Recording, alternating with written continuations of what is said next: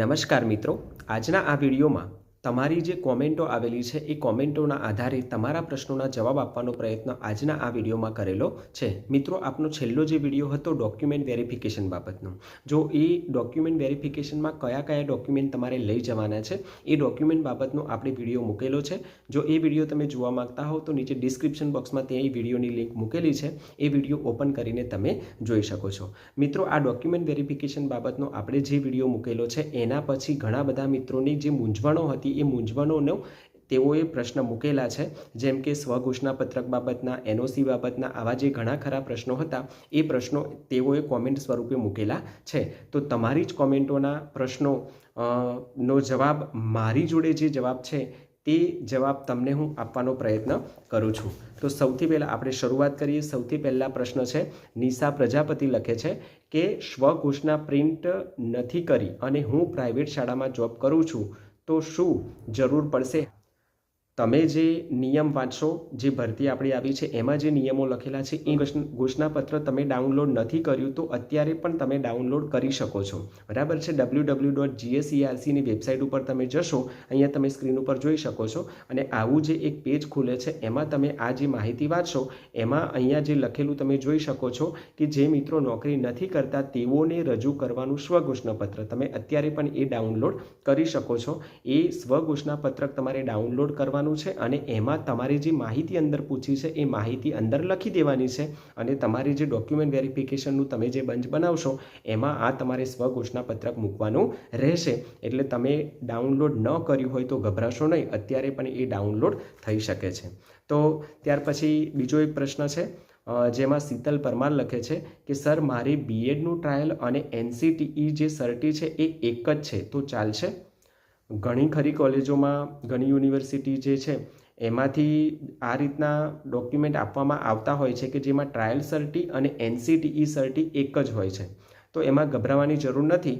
એકવાર આપણે ટ્રાય કરી જોવાનો કોલેજમાંથી, જો કદાચ મળી જતું હોય અલગથી તો કઢાવી લેવાનું. જો ન જ મળે તો પછી બંને જો એક જ એમાં આપેલું હશે તો ચાલી જશે. ત્યાર પછી બિપિન પટેલ લખે છે કે 9 થી 12માં જગ્યા વધી શકે? ભાઈ પ્લીઝ કંઈ માહિતી હોય તો વિડીયો બનાવી જણાવશો.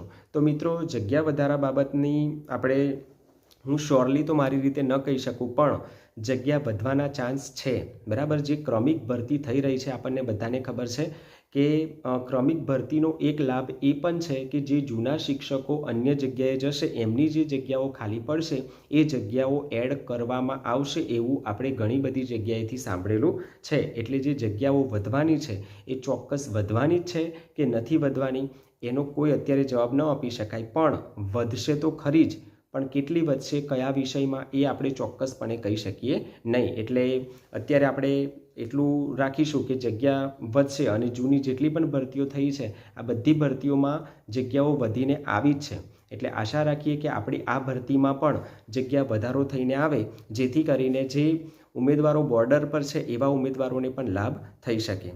ત્યાર પછી ત્રીજો આપણો પ્રશ્ન આગળનો જોઈએ. નયન ઠાકોર લખે છે કે સ્વઘોષણાપત્ર વિશે આપે ખોટી માહિતી આપી છે, કારણ કે એ લખીને આપવાનું છે. ભાઈ, લખીને જ આપવાનું છે આપણે સ્વઘોષણાપત્ર, પણ તમારે એનો નમૂનો તો ડાઉનલોડ કરવો પડશે ને.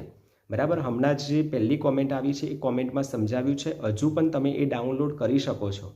સ્વઘોષણાપત્ર ડાઉનલોડ કરવા બાબતમાં બીજી એક વસ્તુ સમજાવું કે તમે ઉચ્ચતર માધ્યમિક સરકારી, ઉચ્ચતર માધ્યમિક ગ્રાન્ટેડ, માધ્યમિક સરકારી અને માધ્યમિક ગ્રાન્ટેડ, બરાબર, આ બધાના જે સ્વઘોષણાપત્ર, બાહેધરી પત્ર, આ બધા એક જ નમૂના સરખા છે, પણ એની ઉપર જે એડવર્ટાઇઝ નંબર છે એ એડવર્ટાઇઝ નંબર પ્રમાણે તમારે ડાઉનલોડ કરીને ભરવાના રહેશે. સમજો કે તમે ઉચ્ચતર માધ્યમિક સરકારીનું ડાઉનલોડ કરો છો તો સરકારીનો જે જાહેરાત ક્રમાંક છે એ આવો જોઈએ ઉપર નમૂનામાં, અને ઉચ્ચતર માધ્યમિક ગ્રાન્ટેડનું ડાઉનલોડ કરો છો તો નમૂનો તો એક જ આવશે, પણ ઉપર જે જાહેરાત ક્રમાંક છે એ બદલાશે. એટલે ખાસ આ બાબતે ધ્યાન રાખજો. તમારે તમારી જાતે લખીને જ આપવાનું છે, પણ એનો નમૂનો ડાઉનલોડ કરવાનો છે, એમાં માહિતી આપણે ભરવાની છે. એટલે આ બાબતે ખાસ ક્લિયર થઈ જજો નયનભાઈ. ત્યાર પછી આગળનો પ્રશ્ન રાઠોડ અજય લખે છે કે કોઓપરેટિવ બેંકમાં હોય તો કયું પ્રમાણપત્ર જોઈન કરવાનું? તો આવા મિત્રો માટે પણ ખાસ અંદર સૂચના લખેલી જ છે.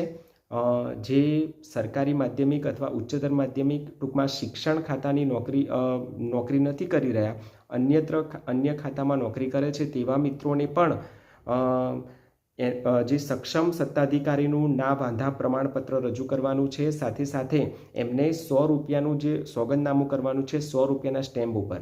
એટલે એની માહિતી પણ આપેલી છે. તમે વેબસાઇટ ઉપર જશો, તમે અહીંયા સ્ક્રીન ઉપર જોઈ શકો છો અને અહીંયા આ સ્પષ્ટ સૂચન તમને જોવા મળે છે. એ સૂચન પ્રમાણે તમારે સત્તાધિકારીનું ના વાંધા પ્રમાણપત્ર સાથે સાથે 100 રૂપિયાના સ્ટેમ્પ ઉપર સોગંદનામું કરવાનું રહેશે. એટલે તમે એ અત્યારે પણ ડાઉનલોડ કરી શકો છો. આ માહિતી તમે જોઈ શકો છો. ત્યાર પછી આગળની કોમેન્ટ છે વિશ્પીપિથવાલા, કદાચ નામ વાંચવામાં ભૂલ થઈ હોય તો માફ કરજો. એનઓસી તો ના પાડી છે તો શું કામ ભાઈ, આટલું લખેલું છે.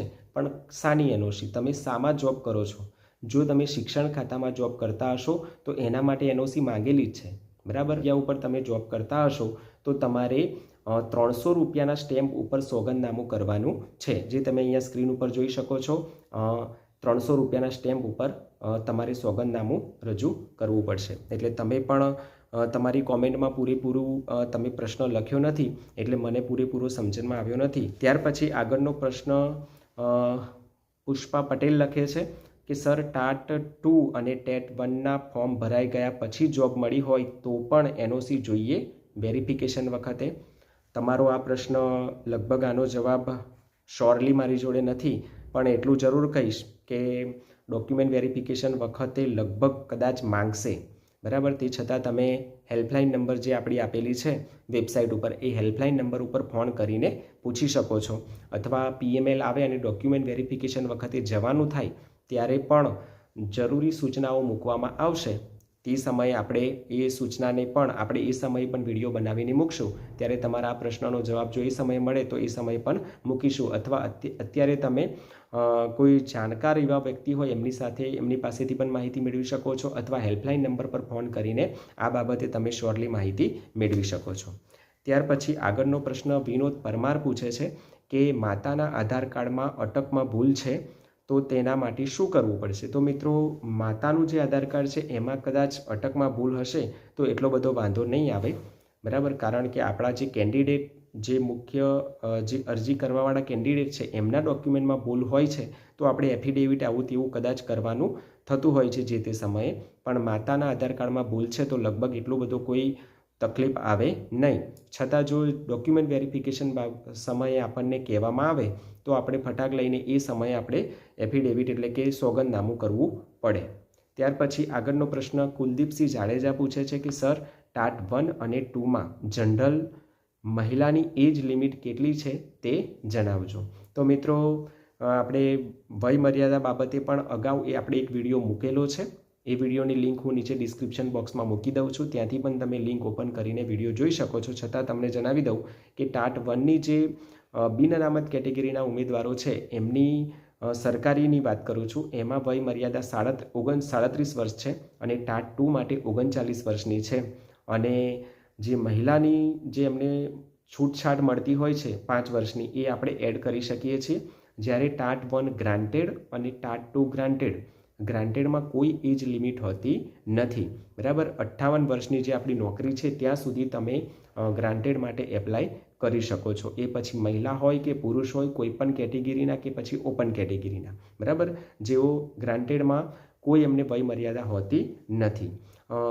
અને ત્યાર પછી બીજા એક આપણા મિત્ર પૂછે છે કે 70-30નું શું થયું? તો મિત્રો, 70-30નો જે કેસ છે એની જે હિયરિંગ છે, એની જે તારીખ છે એ 22/1ના રોજ એનું હિયરિંગ છે. જોઈએ હવે એ દિવસે શું થાય છે. મોટાભાગે ચાન્સ એવા છે કે એકવાર આરઆર થઈ ગયો છે, બધી પ્રોસેસ થઈ ગઈ છે, પછી એમાં ચેન્જ થતો નથી. એટલે જે 70-30ના જે કેસમાં જોડાયેલા છે, બરાબર, 70-30નું લગભગ એમની જે અપીલ છે એનું જજમેન્ટ ફાઇનલી આ વખતે આવી જાય અને આપણી ભરતી પ્રક્રિયા આગળ કોઈ પણ મુશ્કેલી વગર આગળ વધે, બરાબર, એવી આપણે આશા રાખીએ. તો મિત્રો, આશા રાખું છું કે મારા દ્વારા આપવામાં આવેલા જે જવાબો છે એ જવાબોથી તમે સંતુષ્ટ હશો. અહીંયા હજુ પણ તમારે ડોક્યુમેન્ટ વેરિફિકેશનને લગતા અથવા ભરતીને લગતા બીજા કોઈ પણ પ્રશ્ન હોય, વિડીયો માટે કોઈ સુઝાવ હોય તો તમે કોમેન્ટ બોક્સમાં કોમેન્ટ લખીને પૂછી શકો છો. અહીંયા આપણે વિડીયો પૂર્ણ કરીએ છીએ. અસ્તુ. જય હિન્દ, જય ભારત.